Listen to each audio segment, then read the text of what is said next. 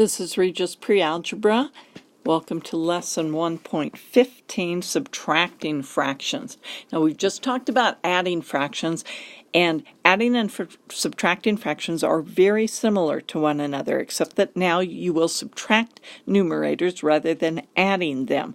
There are three things we want to make sure we pay attention to. One is that we always have lowest terms when we're finished of our fractional component. Make sure that you've simplified your fraction. Two, that when you do not have common denominators, don't forget you have to have common denominators in order to add or subtract. You get that by finding the least common multiple. And three, the only really new idea would be the idea of borrowing. So let's give you an example for each of these.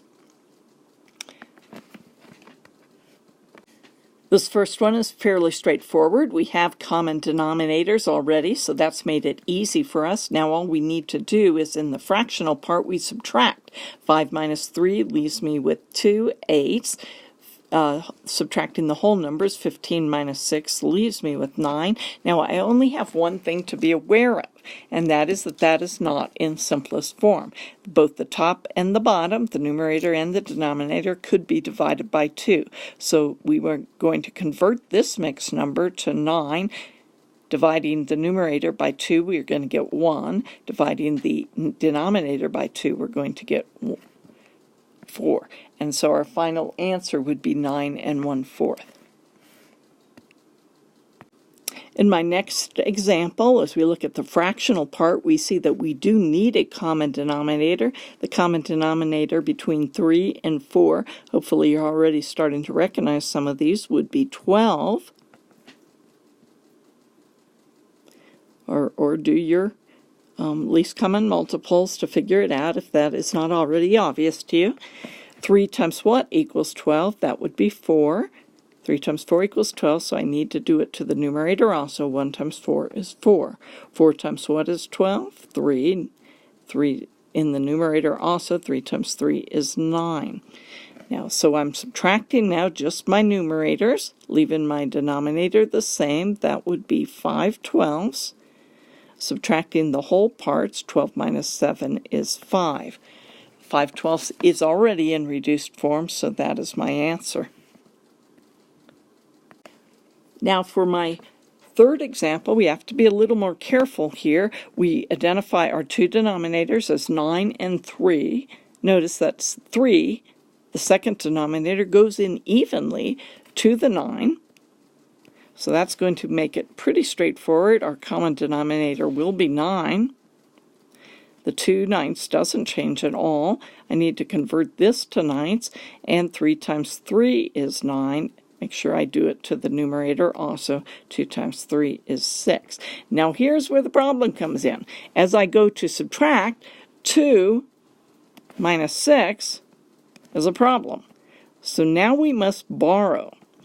I've got to borrow from the whole part. It's no longer 7 now. It will be 6.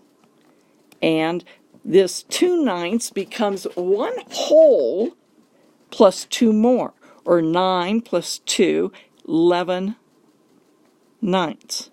Okay. I'm going to copy this. You don't really have to. You can develop a more compact form as you're doing it. But what I've really done is convert this 7 2 ninths to 6 11 ninths. Because I have a whole one would be 9 ninths plus 2 more ninths. And now I'm subtracting the 2 and 6 ninths. Now everything works out smoothly. 11 minus 6 is, subtracting the numerators, is 5 ninths, and 6 minus 2 is 4 ninths. So that's really the key concept of this section, is that borrowing technique. And because this idea is so critical, let me show it to you 2 more times.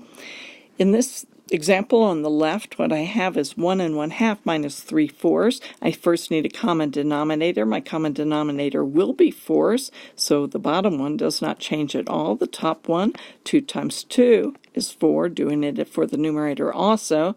1 times 2 is 2. So 1/2 equals 2/4. So again, I'm going to try to subtract, and I'm thinking 2 minus 3, and I cannot do it. So I need to borrow from my whole part, converting this now. This one whole would be how many fourths? 4/4 plus 2/4 more. That makes that now 6/4. Okay. 6 minus 3, leaving me with 3/4, and my whole numbers have gone away. Okay. Let's look at one more. Again, I do need a common denominator. Recall that 9 is 3 times 3.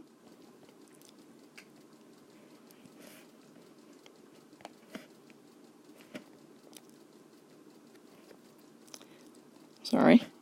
And 6 is 2 times 3. The number of 2's I have is 1. The number of 3's I have in any one is 2. And this becomes 18. The common denominator between 9 and 6 is 18. So coming back here now, you can start as soon as you're comfortable with writing less and thinking more in your head. Okay? So 9 times 2 is 18. 1 times 2 is 2. 6 times 3 is 18. 1 times 3 is 3. Again, I've got a problem. I've got common denominators now, but I cannot subtract without borrowing. This becomes a 10. This now becomes a 20. Recall 18 for the whole one I borrowed plus 2 more. 20 minus 3 is 17 eighteenths, and 10 minus 7 is 3 wholes. All right. Go ahead and practice carefully. Bring any questions to class.